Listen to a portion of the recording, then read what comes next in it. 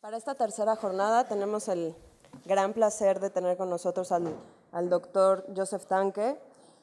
Joseph Tanke es profesor de la Universidad de Hawái y ha escrito ampliamente sobre filosofía continental, sobre todo, y por lo que nos interesó mucho para este coloquio, ha trabajado mucho la noción de estética a partir de los textos de Foucault y de Rancière. El doctor Tanke me pidió, y creo que sí es importante que lo aclaremos, él viene de filosofía y desde este lugar de filosofía ha trabajado tanto con la historia del arte como con el arte a nivel institucional y curatorial. Creemos que esto es importante porque también vamos a tener este momento de cómo trabajar la estética desde la filosofía y no solo desde la historia del arte, y esta mesa que abre el doctor Tanke va a ser muy interesante de ver justamente estos encuentros entre estética e historia del arte. Y lo comentábamos también por el miedo a la pantalla sin imágenes. El doctor Tanke viene desde filosofía y aquí también va a haber este momento que ya tuvimos ayer, un inicio con nuestro compañero filósofo de la música, que justamente nos viene un momento de pánico a los que estamos entrenados más en filosofía, al uso de las imágenes o cómo usar las imágenes. Entonces creo que también será interesante lo que el doctor Tanke nos puede decir al respecto. Le damos la bienvenida y la palabra. Muchas gracias.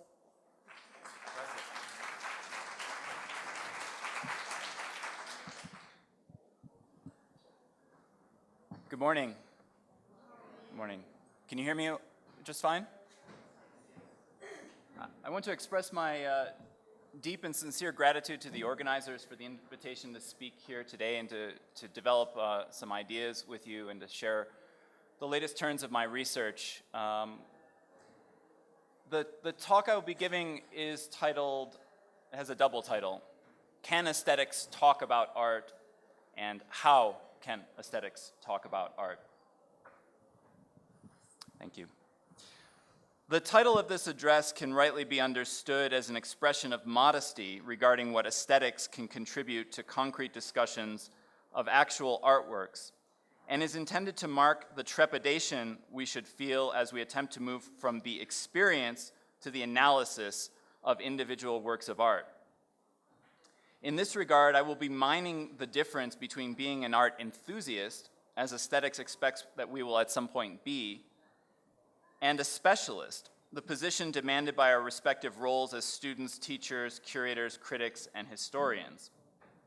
What I hope to sensitize us to are the ways in which the perspective defined by aesthetics creates a number of difficulties for constructing knowledge about art, precisely because it provides us with such a compelling mode with which to access and experience those works themselves. I will thus attempt to contribute an account of how we might move from aesthetic contemplation to aesthetic discourse. So this is again the difference between the experience and the analysis of art.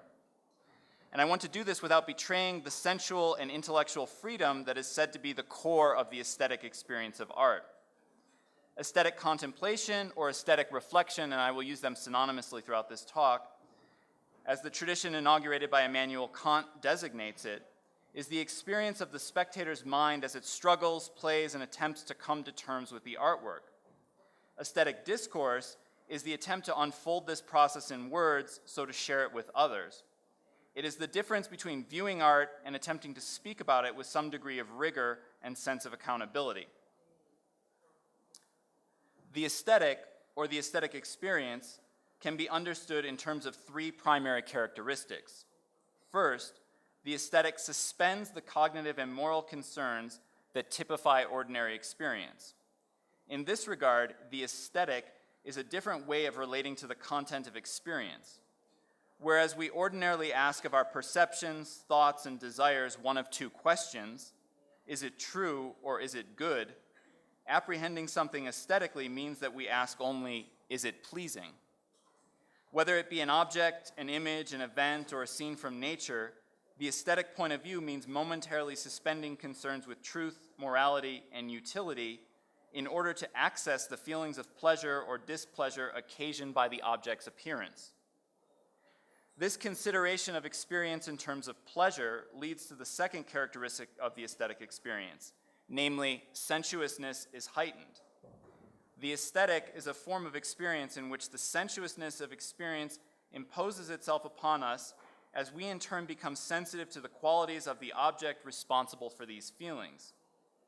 This sensuousness results from the fact that cognitive and moral considerations have been replaced by concerns about the basic constitution of experience itself.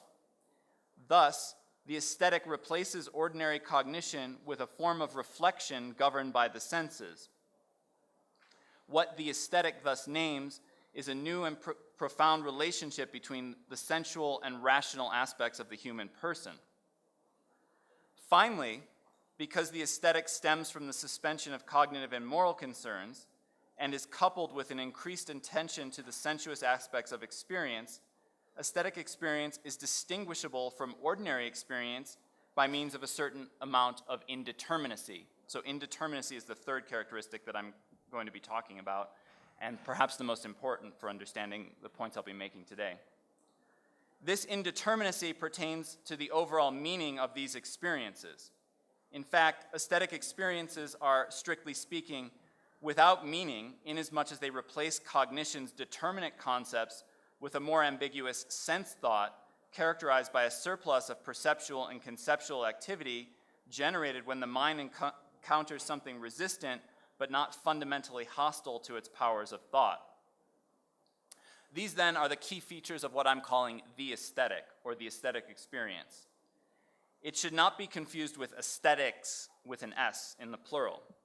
Aesthetics is the interdisciplinary, although largely philosophical discourse that reflects upon, analyzes, and argues about the nature, scope, reasons for, and import of the aesthetic. It is a historically constituted discourse whose origins can be found in 18th and 19th century European philosophy, and which I would argue has many wide-ranging consequences for our contemporary world, including supplying many of the expectations that inform the production and reception of the objects, events, performances, projects, and ideas that we now identify as art. According to the Kantian understanding of aesthetics that I defend, aesthetics is an anti-foundational discourse. Kant held that judgments about the beautiful could not be determined conceptually, or fine art explained in terms of rules or concepts. Therefore, while aesthetics is the language we use to explain, evaluate, critique, or defend the way in which things look, it does not supply definitive rules for establishing whether one form of art is better than any other.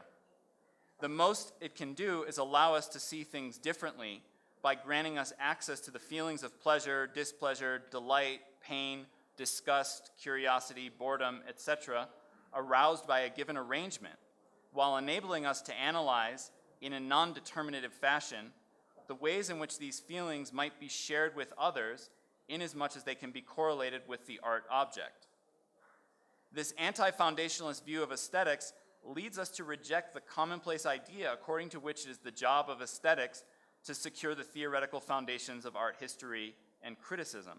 So I recognize that this may be an unpopular view at a conference dedicated to analyzing the knots and the links between art history and aesthetics, but I am inclined to push the two apart, inclined to push aesthetics and art history apart, because I find no evidence in the archives of my own field of research to suggest that it was ever the concern of aestheticians to provide us with a theoretical basis for art history. Thus, the idea for an aesthetic discourse that I will be developing throughout this address is not intended to lay foundations for art history or criticism, even though some of the notions that I will discuss might revitalize such enterprises. It is intended to develop a way of speaking about artworks consistent with the idea of the aesthetic just described. An important aspect of aesthetics that I'm stressing today consists of reminding us that art cannot be reduced to questions of truth, morality, and utility, or understood in terms of a single concept, rule, or meaning. Aesthetics, as I see it, is thus responsible for keeping alive a vitally important aspect of the human experience, too often neglected in writings on art and culture. Namely, the idea that one can take pleasure in the mere appearance of things, and that this pleasure is not the same as our liking for what is true, good, or useful. Aesthetics conceives of art as that which is responsible for cultivating the aesthetic, the form of experience wherein, once freed from cognitive and moral consideration, the human mind takes pleasure in a sensuously rich, although essentially indeterminate form of experience. From the aesthetic point of view, The work of art is a radically singular object that must be understood on its own terms, without comparison or exchange. It is a material form that appears as though there is a corresponding rule or concept, but an object, nevertheless, for which no concept proves adequate. The artwork is a unique, sensuous enigma that appears before the mind as rule-like, even though no concept is adequate to it. This is why I describe art from the aesthetic point of view as invaluable nonsense. It cannot be exchanged evenly for anything else, and it is constitutionally resistant to determinate meanings. So in English, there's something of a pun going on here that I want to share with you because I'm going to return to this formulation of art being invaluable nonsense several times throughout my talk. I'm suggesting, when I talk about the work as nonsense, I mean sense as meaning, and I'm suggesting that the work of art cannot be reduced to a single meaning. This, however, in English sounds like our word nonsense, which is what we would call something a discourse or an object that's unintelligible. Likewise, the formulation invaluable suggests that the artwork cannot be exchanged for anything else, that it cannot be made equal to anything else. But the word invaluable sounds like our word invaluable, which means priceless or extremely important. So I'm suggesting that works of art are priceless, important units of non-meaning. Historically speaking, this idea of art as invaluable nonsense was a way to position art as a form of opposition to two major cultural forces: organized religion and the set of values that came into being with capitalist exchange. By conceiving of art in terms of pleasure, aesthetics challenged the conception of meaning upon which the Catholic Church's program of visual instruction was premised, as well as the idea of value upon which capitalist exchange is based. Aesthetics cultivated the idea that the sensible world is powerful and moving, while resisting the idea that every such stirring needed to be interpreted as a sign of the divine. This is why aesthetics refuses the idea that our experiences can be given a single meaning. It seeks to displace the frameworks that made art serve didactic ends. Lurking behind the idea that the experience of art is different from its didactic content is a still more radical proposition, namely the idea that these experiences are themselves, strictly speaking, without meaning. The basic premise that renders this new experience of art possible is the idea that art only need present its audience with a pleasing experience, not a message, a moral, or some form of instruction. In the second instance, aesthetics was a strategy for complicating a world that capitalists insisted could be simplified. In a world where everything is understood in terms of exchange value, where everything is exchangeable for something else, in short, where everything has its price, aesthetics affirms that some objects are absolute values, valuable on their own terms and for their own sake. As it turns out, however, arguing that art is an absolute value amounts to claiming that it is not valuable at all, since it means that it cannot be exchanged for anything else. Aesthetics thus teaches us a mode of evaluation disassociated from the practical and quantificational thinking fostered by capitalist exchange. For reasons beyond the scope of this presentation, I think we can see that aesthetics provides us with some notions regarding art that can be helpful for reinvigorating its practice, as well as for explaining how it can contribute to the political contestation of our world. And this latter question is something that I've been very much interested in my other research. As paradoxical as it may sound, there's a direct relationship between the attempts on the part of aesthetics to undermine any and all ideas regarding the essence of art and the sense of radical possibility maintained by the arts themselves. The aesthetic is a tremendous void with respect to the rest of experience, a rupturing of meaning and value that is not without practical significance. The aesthetic conception of art produced the void that the arts of modernity have tried to fill, and aesthetics is thus, at least in part, responsible for the explosion of stylistic developments that we have witnessed over the past 200 or so years. Aesthetics rids us of the expectation that everything needs to be true or false, good or evil, practical or impractical, and therewith restores radical possibility to the practice of art. If, however, aesthetics is committed to an underdetermined conception of art, to avoiding burdening artists with a series of normative expectations regarding what art is and should be, this same commitment makes it difficult to speak about art with any level of consistency or rigor, hence my problem in this talk. Friedrich Schiller best understood the consequences of Kant's having separated the aesthetic from the cognitive and the moral when he described the beautiful as, quote, that wonderful emotion for which reason has no conception and language has no name. So this is very much the problem I want to take up, the sense that our experience of art is a wonderful emotion beyond reason and which language can never name. Positioning the beautiful and thus art beyond reason and language is a problematic starting point for any serious discourse on art, to say the least. For the reasons that we have already explored, it means that the artwork can never be fully grasped without violently and arbitrarily imposing a concept upon it.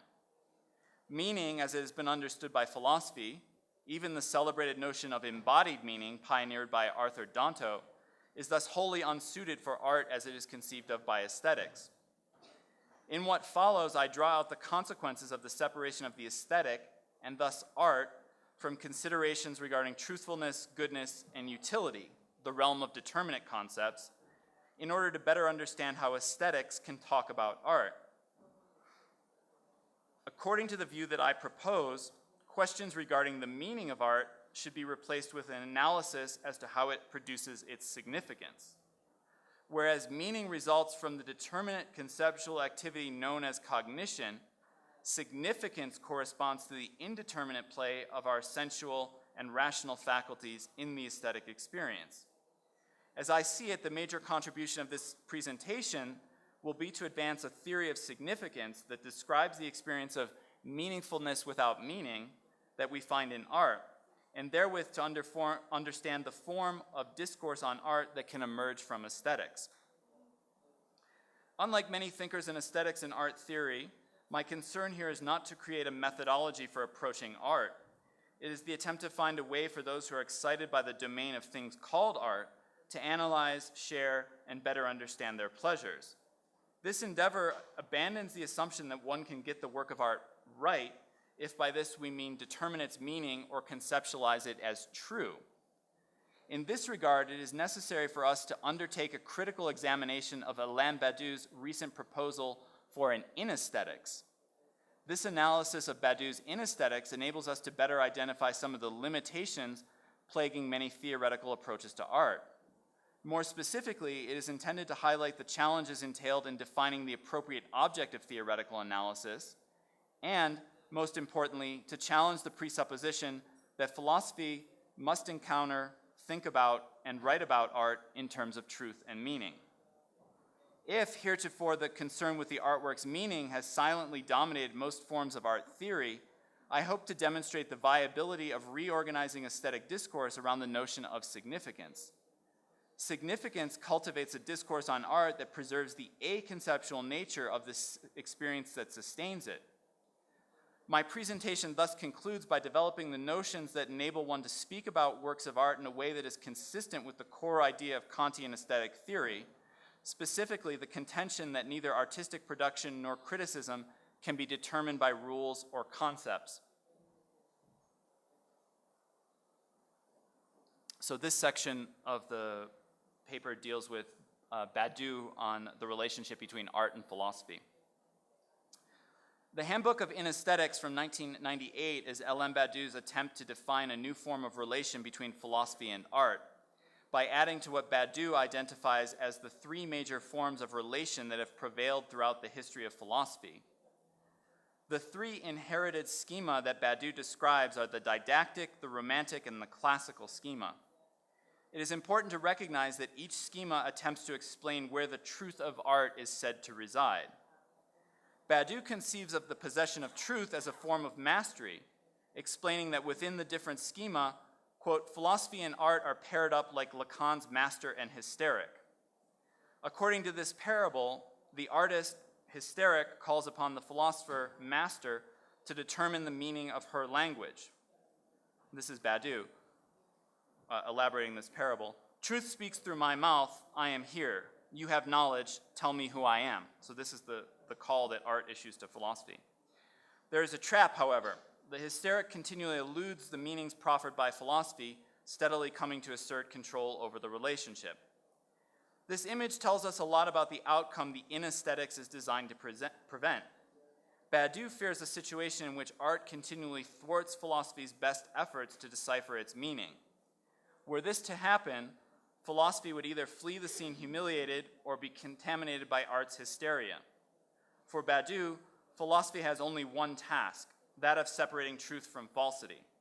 And his inesthetics is designed to preserve the identity of philosophy as it risks the encounter with art. It should be kept in mind that for Badiou, philosophy produces no truths of its own. Philosophy relies upon truth conditions to provide it with the content that it will think and preserve as true. There are 4 such truth conditions: politics, love, science, and art. In each case, philosophy seizes upon the events created in these different domains, identifies them as true, names them, and prevents them from being downgraded to the status of opinion. Thus, as the epigraph for the Handbook of Inesthetics explains, against aesthetic speculation, inesthetics describes the strictly intra-philosophical effects produced by the existence of some works of art. So it's this characterization of aesthetics as speculative, and thus as somewhat relativistic, that I'll be concerned to rebut in the second half of my presentation. And I'll come back to this notion that aesthetics is speculative according to Badiou. One can gain a better sense of the inesthetics by looking at Badiou's account of the 3 historically determined schemas. For Badiou finds each schema in some way remiss with respect to the question of truth. For example, the didactic schema, which refers to Plato's critique of imitative art, denies that art is capable of truth. Here, Badiou has in mind Plato's contention that art bypasses argumentation, logic, and ideas, arriving at only a semblance of truth. Within the didactic schema, truth remains firmly on the side of philosophy, which exposes the hysterics language as vacuous. In the romantic schema, the tables are turned. Art becomes master, relegating philosophy to the role of pious devotee. Art alone is thought capable of truth, while philosophy is left to render homage. Badiou's text is a bit elliptical, but it is nevertheless possible to understand him as alluding to Romanticism, the Heideggerian theory of art, and philosophical hermeneutics. What Badiou objects to is the conception of truth at work in these various forms of thought, and the way in which they turn the artwork into a mystery to which no thought could ever measure up. Although the 3rd schema, the classical schema, created a truce between art and philosophy, it too contains serious problems. The classical schema refers to the conception of art found in Aristotle's Poetics. According to Badiou, Aristotle dehystericized art by placing limits upon the scope and its truth claims and diverting its powers of seduction into a therapy for the passions. As Badiou explains, the entirety of the classical schema hinges upon the demarcation of truth, the provenance of philosophy, from verisimilitude, the domain of art. In Aristotle's Poetics, art is not true, it is likely. Tragedy does not actually capture historical truth, it creates situations that resemble the real world and presents the audience with human actions likely to occur in the course of events. My formulation for this is to say that Aristotle conceives of art as truthy, not true. While Aristotle ascribes art an indispensable role in the formation of ethical and political life, founding its efficacy upon its resemblance to reality, Badiou nevertheless contends that the classical schema has in fact divested art of any serious connection with truth, making it into little more than a public service presided over by the watchful eye of philosophy. The inesthetics attempts to rectify the problems that Badiou identifies in these 3 historically based schemas. It proposes a new form of relation between art and philosophy, the most important articulation of which appears at the very start of the handbook. And here I'll quote Badiou.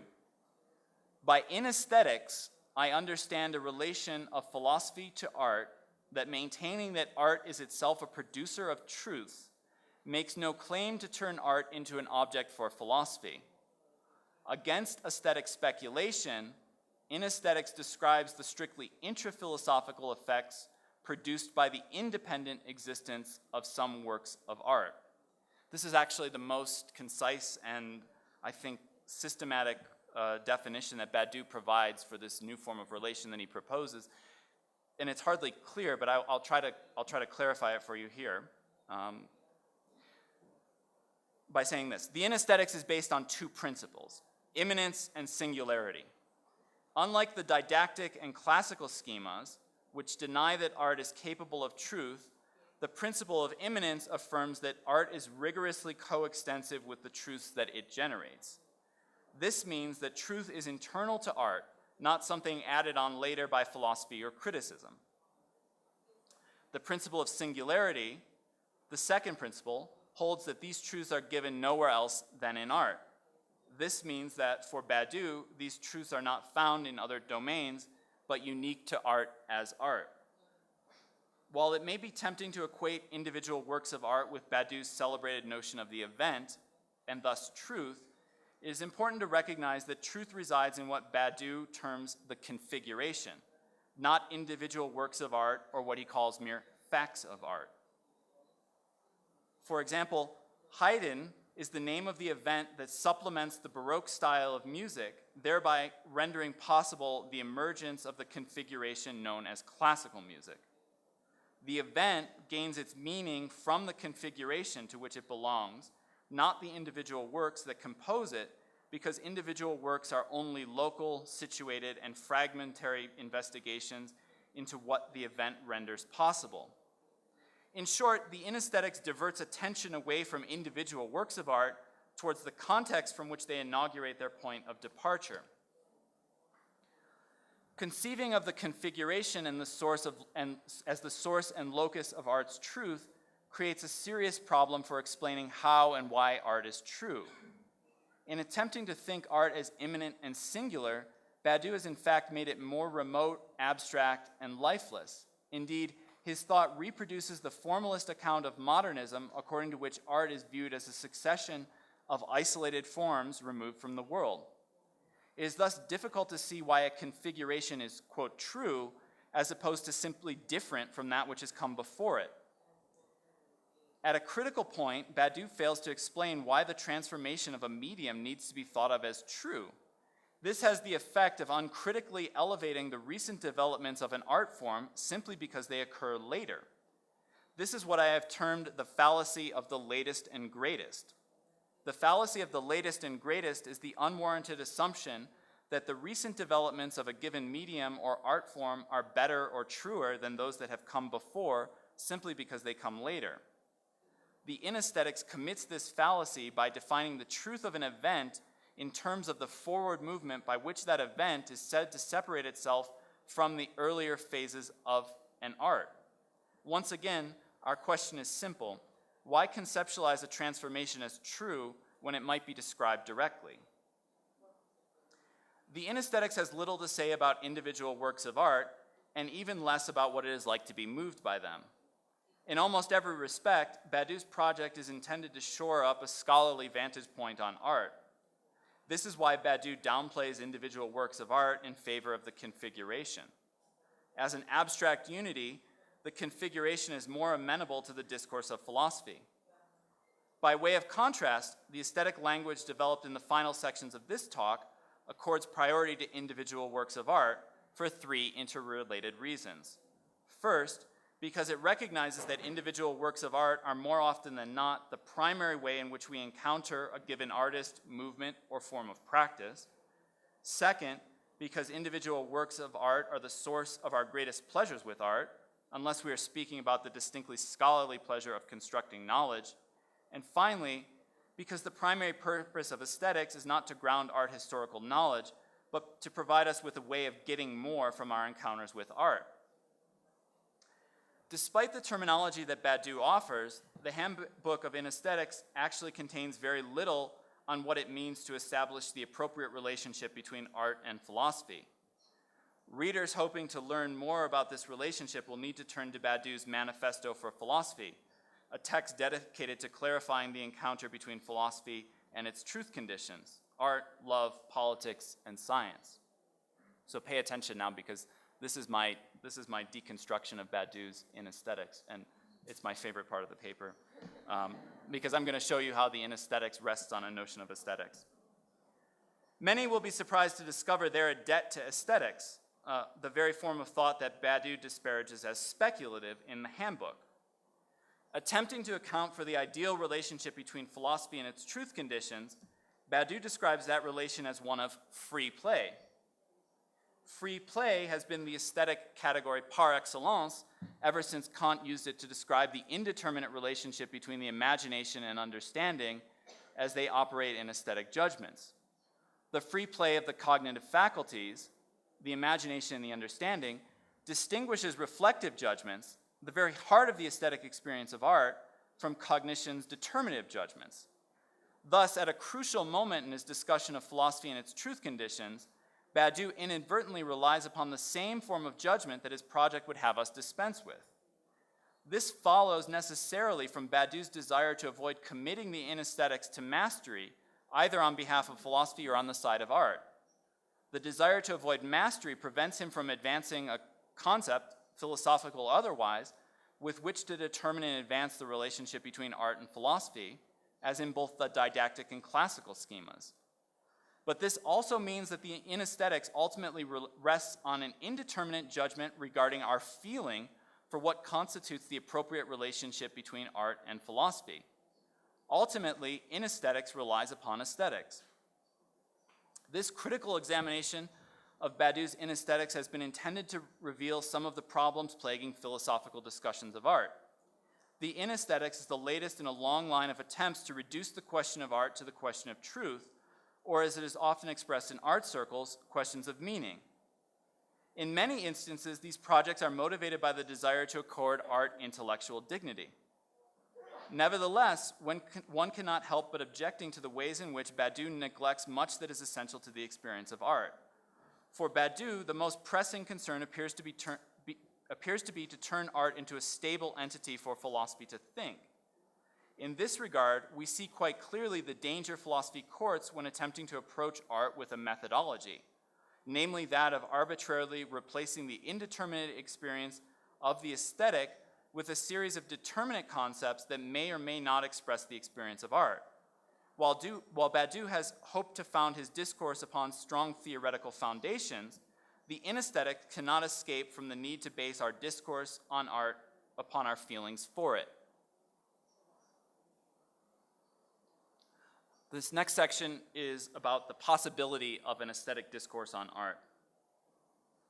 The aesthetic is the idea for a form of experience not reducible to a single concept. Any aesthetic discourse that takes seriously the idea that the beautiful pleases independently of conceptual determination and that art does not admit of a rule must refrain from issuing principles for the production and the reception of art. It must guard against the seductions of methodology, the rule-governed application of concepts to new objects, experiences, and areas of study, and prejudicial values derived from the history of art. Aesthetic experience is an instance of indeterminacy whereby the mind, in tandem with its object, enters into a purposeless play and therewith senses its distance from the everyday. A methodology arbitrarily limits what can be experienced in a work of art, stabilizes the experiences we can have, and reduces any discourse on art to a formula. Although we reject the idea that a methodology can be employed in order to construct an approach to art, we nevertheless contend it is possible to specify some parameters that allow us to determine whether a discourse is aesthetic, whether it remains guided by properly aesthetic considerations, and to what extent it remains faithful to its object. So I very much want to argue against relativism, even though I'm trying to preserve the indeterminacy of the aesthetic experience. Our task now is to sketch the idea of a language capable of responding to the art object in a way that is as open as the aesthetic experience, without thereby reducing aesthetic discourse to relativism. In this regard, the primary aim of this portion of my talk is to demonstrate that the rejection of concepts, principles, and methodology does not condemn aesthetics, and thus our approach to art, to speculation, as Badiou charges, but to show how aesthetic contemplation lends itself to the creation of aesthetic discourse on art. Speculative designates any discourse that substitutes extraneous considerations, those not prompted by the object, for the free play of the sensual and rational faculties as engendered by the object. Considerations other than those immediately prompted by the object sever the individual's connection with the artwork, bringing the aesthetic experience to a halt. This is why, even though there is no concept with which to determine whether a particular discourse is in fact aesthetic, and thus faithful to the art object, we can nevertheless say, as a matter of definition, that aesthetic discourse is never speculative. This safeguard against speculation follows from Kant's idea that a specifically aesthetic form of judgment experience, judgment/experience, is predicated upon the suspension of interest. Interests are concerns or desires that stem from the actual existence of objects. When we contemplate something aesthetically, we consider it not as we would an actual object in the world, but rather as a series of appearances. This suspension of interest is what allows us to distinguish a specifically aesthetic form of appreciation based upon an object's appearance from those forms of liking conditioned by the possession or consumption of the object. This same distinction between the actual object, considered in terms of its actual existence, and the object, considered simply in terms of its appearance, is what permits aesthetic discourse to describe artworks more closely, as opposed to engaging in speculation about their value and meaning. As we know from Kant, when we contemplate something aesthetically, we act as if its existence does not matter. Somewhat paradoxically, this fiction grants us greater access to the object itself, inasmuch as this as if it did not exist, compels us to focus more closely upon that which appears to our senses, without speculating about its genesis, its purpose, its end. In short, everything we mean by meaning. The as-if of aesthetic contemplation disqualifies as speculative all considerations not immediately prompted by the artwork's appearance. This is why the refusal of interest that constitutes the very idea of aesthetic contemplation commits us to avoiding speculation in the construction of an aesthetic discourse. This is also why one can use the notion of interest, understood as an unwarranted consideration of the object's actual existence, that is, as the reintroduction of concerns regarding truth, morality, and utility, to determine whether or not a discourse is in fact aesthetic. Aesthetics is not intended to solve the questions raised by the existence of objects known as art. Aesthetics rids us of the concepts, ideas, dispositions, and prejudices that prevent us from engaging fully with individual works of art. The refusals that constitute the aesthetic point of view are intended to produce a greater sensitivity to the object, and in turn a discourse capable of doing justice to the mind's adventures.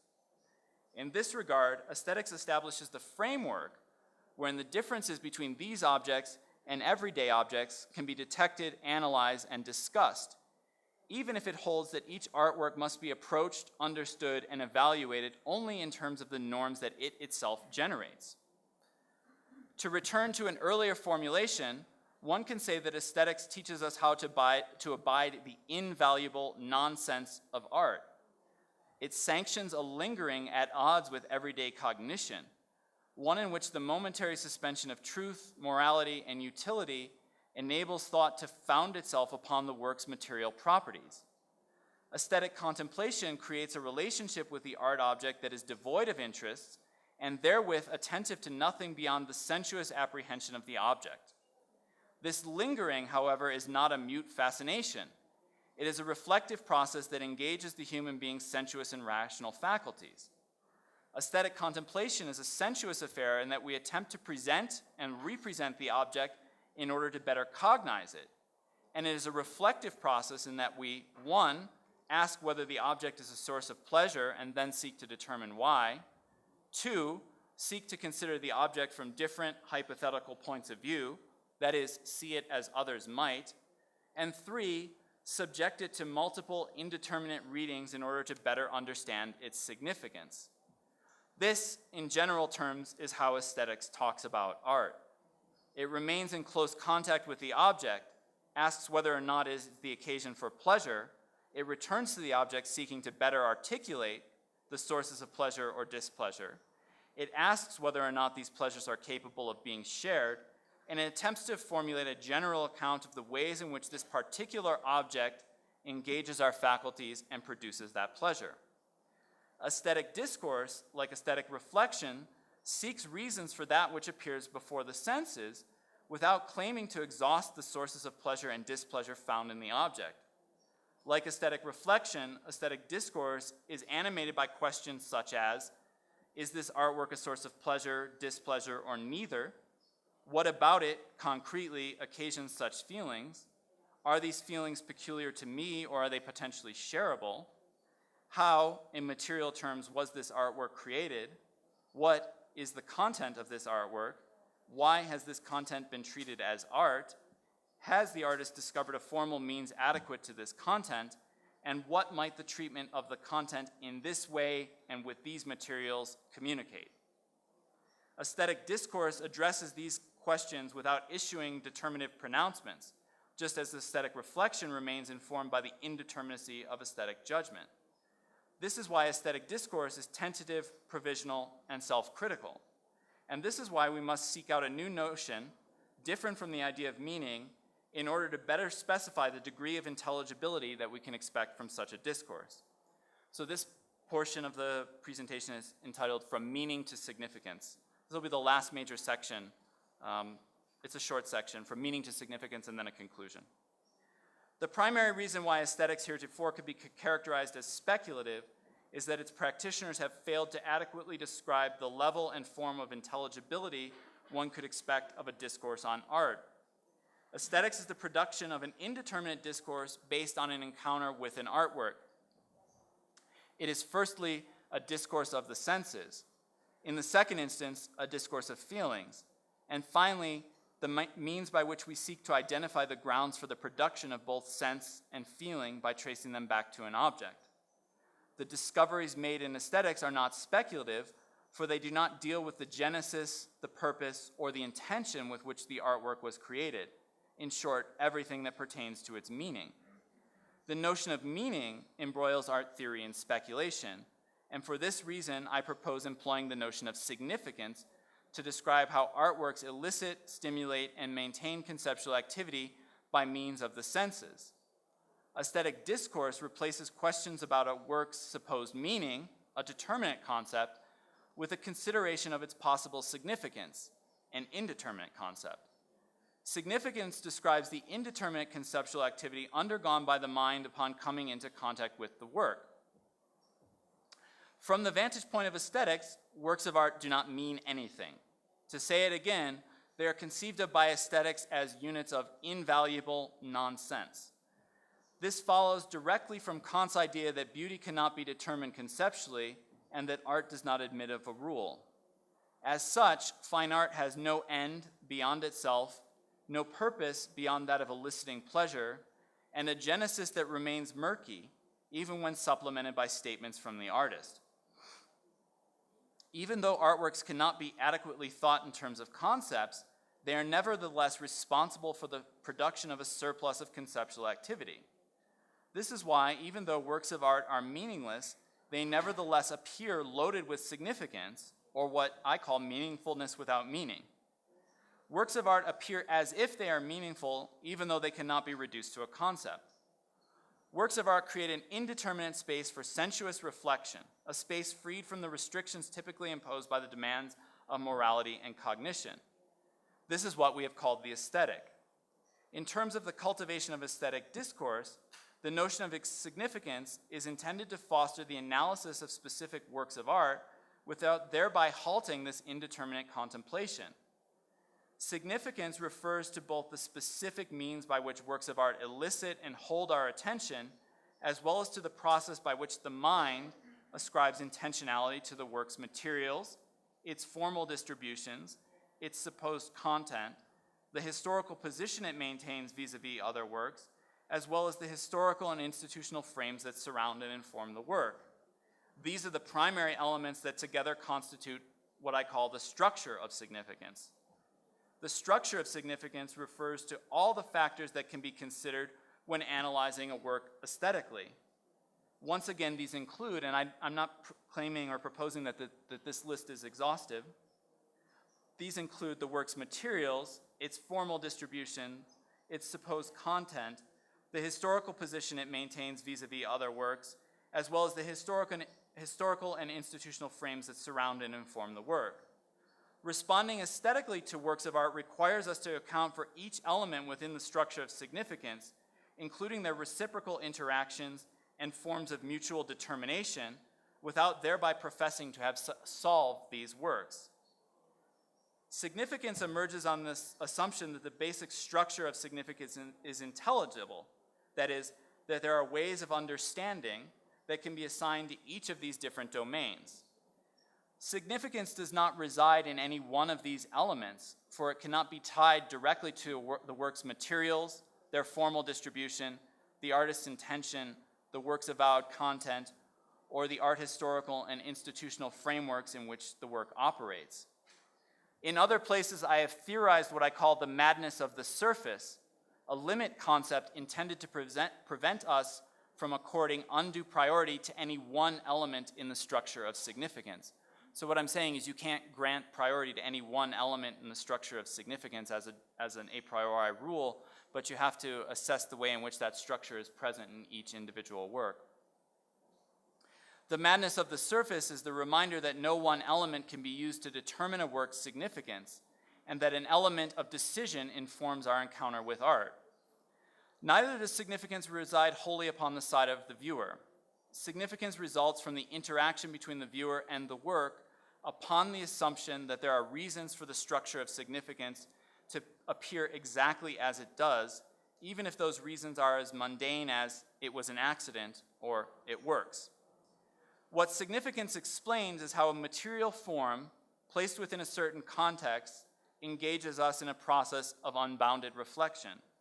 It is intended to allow us to undertake the difficult task of describing how an artwork achieves its aboutness without surrendering the unique form of experience that it engenders. Conclusion.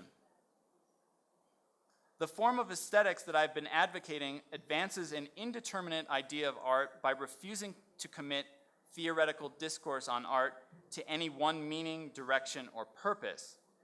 In fact, the cultivation of the aesthetic point of view undertaken here is the attempt to restore to art the sense of possibility that was born on that day in 1790 when the experience of art was separated from truth, morality, and utility. In this respect, my preference for the Kantian idea of aesthetics stems from a desire to let artists determine, in practice, the nature and direction of art. According to this view, art is little more than the postulate for a class of experiences capable of holding spectators in a process of indeterminate reflection wherein conceptual thought is stimulated by the sensuous apprehension of an object. On the side of production, art does not admit of a rule, which means that, when beheld by the spectator, it cannot be expected to produce a determinate meaning.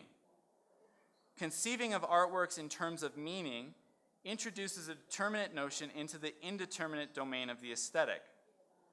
Aesthetic warns against this tendency, for even a seemingly innocuous concept of art lays the groundwork for a normative understanding of what art is, what artists ought to do, and how viewers should respond. The assumption that an artwork has meaning, whether the artist's intention, the work's historical and political reference, what is sometimes referred to as its criticality, or its supposed place in the history of art, strips art of possibility at the same time as it inhibits the freedom viewers experience in the work. This is why my conception of aesthetic discourse opposes the idea that works of art can be reduced to a concept or meaning, or as Badiou would have it, a truth. Meaning suppresses our sense for art's heterogeneity by transforming the sure fit of perceptual content and conceptual activity generated in aesthetic reflection into a single concept. Rather than reducing the work of art to truth, and thus failing to account for it as a specifically aesthetic phenomenon, or turning the artwork into the object of an infinite speculation, and therewith surrendering all hope of accounting for the ways in which it produces its hold over us, I hope in this presentation to have developed some notions that enable us to undertake a rigorous discourse on art without thereby voiding the experience of indeterminacy, what the aesthetic tradition valorized as freedom that is so vital for our experience of art. At the formal level, the madness of the surface commits us to the idea that no one element can assume priority when deciphering the work of art, while at the intellectual level, the notion of significance rids us of the idea that any single meaning expresses the richness of the aesthetic experience. 4, to say it one final time, from the vantage point of aesthetics, works of art are invaluable nonsense. This means that individual artworks create wholly unique forms of experience, not capable of being thought in terms of anything else. At root, this is what it means for an artwork to elude meaning. The form of its appearance cannot be traded for a concept, even though the mind's vocation compels us to search for one. Works of art resist thought at the same time as they elicit it, thus resulting in the experience of meaningfulness without meaning that we call significance. Significance results from the mind's tendency to attribute reasons to the artwork's structure of significance, the basic elements that together compose our historically conditioned experience of art. In general terms, then, the theory of significance replaces the traditional hermeneutic question, what does this work of art mean, with the aesthetic question, what does this work of art do? The aesthetic question, unlike the hermeneutic question, renders viewers more sensitive to what makes art art, and our discourse more sensitive to the trajectories followed by artists.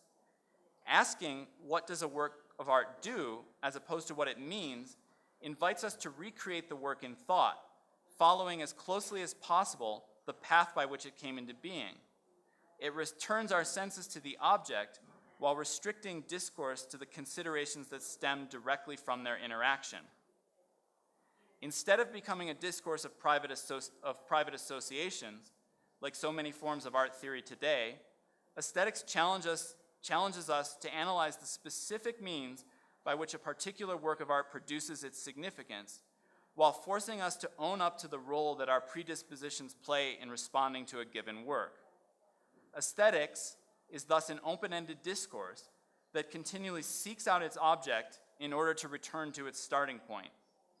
While some may describe this process as frustrating or even pointless, aestheticians are those who prove capable of taking pleasure in the practice of thought unmoored from meaning, that which the tradition baptized as reflection.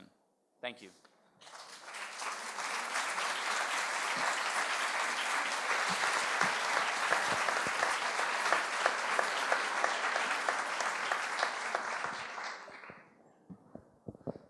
Le agradecemos muchísimo al doctor Tanke por esta profunda, compleja y maravillosa ponencia que creo que nos dejará mucho. Ahora volvemos a eso. Pero él prefería sí tener un par de preguntas, entonces podríamos aprovechar si alguien tiene alguna pregunta, algún comentario.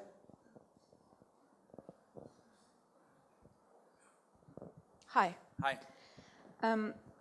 I have to work on my thesis, and basically I have a set of paintings that I finished, a series of work. Based on your conclusion, actually, I could just come up and show them my work and that's it. I'm done. Or am I wrong? You want to show me your paintings? No. I have to work supposedly on my thesis, on the meaning and significance and everything on my work, right? On the series of work that I have, okay? And I have to come up with all of these meanings and all that you talked right now, okay? So what I'm saying is, based on your conclusions, I could actually get out of having to do all of that and just show them my work and that's it, I'm done. I'm sorry, you're a fine artist, not yes, not I am a fine artist, in the humanities. Painter, yes.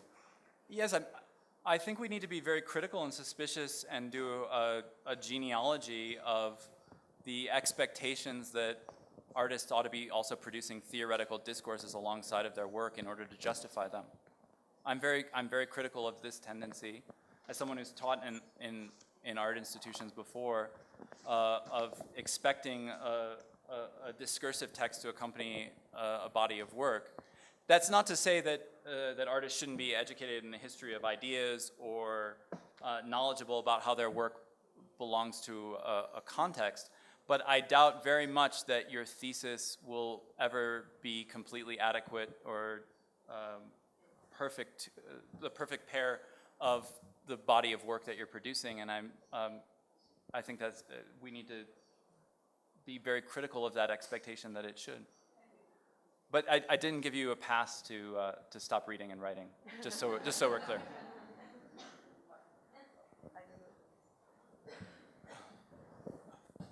Can I just follow up on the exchange you just had? Please. I wanted to defend her slightly, Okay. because I appreciate what you're saying about the supplementary discourse appended to the art seeming redundant or supererogatory or pointless. But wouldn't you agree that for a lot of artists today, I don't know if that includes you, but for a lot of artists today, the envelope of discourse that surrounds the work, whether it's produced by the artist themselves or produced by their colleagues and friends and critics and gallerists and so forth, it's continuous with the work. It becomes part of the work. The work continually amplifies. It's in process. It's not just an object that hangs on a wall. It's an object surrounded by talk and by writing and by activity and so forth. That's the work. The work grows with the discourse. So how can you be so certain of where to draw the line of when the work ends? Yeah, I'm not claiming to have that's kind of the point of my talk, is I'm not claiming to have a rule or concept with which to determine when and where the work ends. Or I'm trying to justify the sense that we have that some discourse is more appropriate to the work than other discourse. And I'm trying to combat against what I think are two predominant tendencies in the world of art today. The one would be to simply reduce the work of art to the illustration of theory, which is a lamentable tendency where people internalize a sort of corpus and then regurgitate it in the form of art, or they haphazardly apply concepts to works that don't fit. And I'm saying it's possible to develop a more empirically based, positivistic form of theoretical reflection in response to those works. I don't claim that I produce a rule by which to do that, but I do think I can justify I can explain why we have a sense that some discourses fit with a work and some don't. That's what aesthetics gives us. That's always a question of indeterminate judgment, however. It's based on a feeling.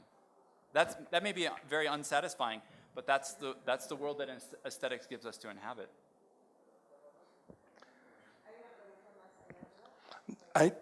Thank you very much for the talk.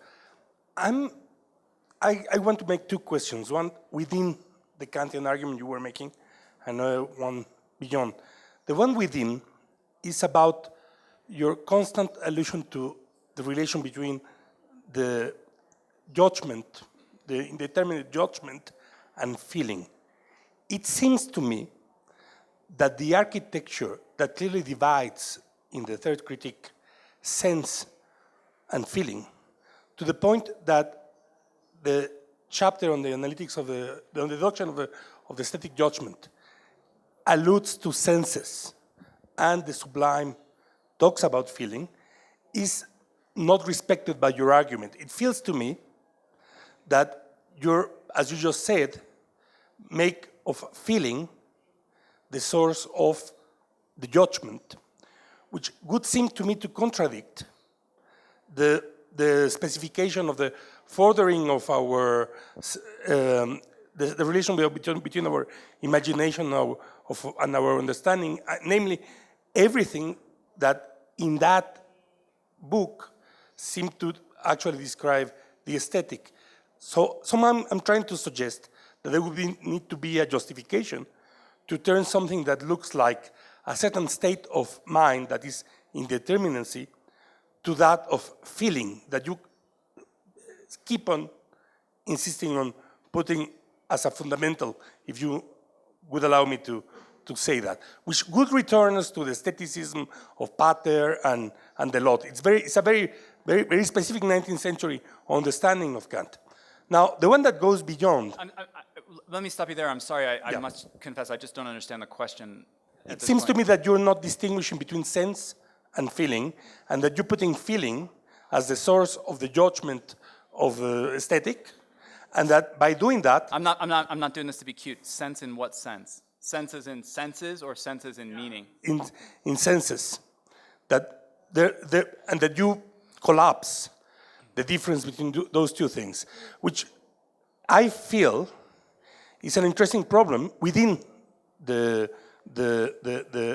question of reading Kant, because it basically subsumes a number of operations to a basic allusion to the soul. It reintegrates a moment of anthropocentric unity that is not there, that troubles the whole argument. Should I allow you to do that and then jump to the other question that is probably the one? Sure. I don't know what else I can do to reassure you that I'm not collapsing that distinction between sense and feeling, and then judgment in Kant. Of course, it hinges on your reading of section 9 of the Critique of Judgment. That's where we have to go, because that's where Kant has a distinction between, makes this distinction between our initial sense and then the way in which we respond to the feeling. He talks about this. The German is eluding me right now, actually. I think he uses Empfindung to talk about the feeling produced by the interplay of the imagination, which is the sensuous faculty, as you know, and the understanding. And so there's this twofold movement or double process by which one becomes sort of conscious of that sensation produced by the encounter with the object and the freeing up of the faculties from their role in cognition. There's a feeling produced there, and that's what I'm talking about when I'm talking about feeling. I'm talking about the feeling produced by both the sensuous and the rational faculties, which I always stress in my paper that it's both sense and reason. And I'm following Kant and Schiller on this. So I'm not going to collapse the aesthetic into simply sensation, like many people do, but insist that both the sensuous and the rational side are there operative in producing the feeling that we associate with the aesthetic. Does that help? It has to do with the place of this significance that looks to me that is bringing as a conclusion what in reality is this awareness of this relationship, of this state. That's right. That looks to me that because you are arriving to that point, if it is a conclusion, sort of eludes the fact that is very much at the beginning of the whole argument, that it cannot be the conclusion of this. That's why the question of truth might not be easily displaced. But anyway, it just a sensation I have that it's a coolest argument somehow, that you're, and that's why there's an element which I feel cannot be eluded, which is the question of aesthetic ideas, because it brings in all these meanings that somehow you're trying to control. I mean, which again, what you're trying to say as meaninglessness without meaning looks to me like aesthetic ideas. So there's something about the way in which these things are coming back to that chapter, of course, that I'm not sure if you're just restating or if there's something that is specifically inverted. Well, no, I'm actually happy you see the resemblance between significance and aesthetic ideas. Aesthetic ideas is part of this project as well.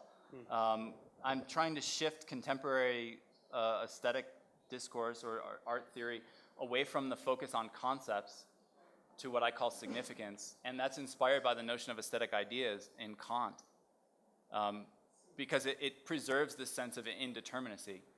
My problem with aesthetic ideas is, though, I don't think it goes far enough in terms of the material properties of the work of art. It's not a specific enough notion. It's not a rich enough notion to sustain a discourse, an analytical discourse on the work of art. It almost, to my reading, sounds like Kant is simply talking about the theme that the work deals with. Anyway, muchas gracias. Lamentablemente tenemos que parar. Creo que esto muestra la riqueza y la complejidad de pensar en esta experiencia singular y que será muy importante pensar en estas formas de propuesta de lectura de este concepto que es tan ambiguo y complejo y las interpretaciones que ha generado.